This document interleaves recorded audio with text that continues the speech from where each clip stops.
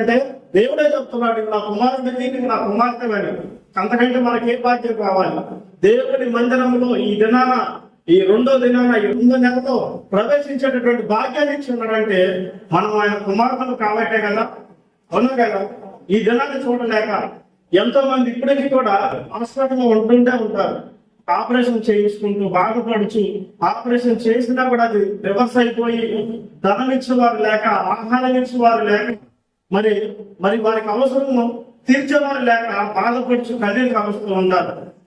నాకెవరు లేదయ్యా, నాకు సహాయం చేసేవారు లేరు, నాకు ఈ విధమైనటువంటి వ్యాధి వచ్చినది, నా పరిస్థితి ఈ విధంగా ఉందని ఎంతో మంది హాస్పిటల్లో ఉండి కూడా బాధపడుతూ ఉంటారు. అయితే ఈ దినాన ఈ వాక్యం ద్వారా దేవుడు ఏమంటున్నాడంటే, ఇదిగో నేను నిన్ను ఈ దినాన కని ఉన్నాను, నీవు నా కుమారుడని కుమార్తెని.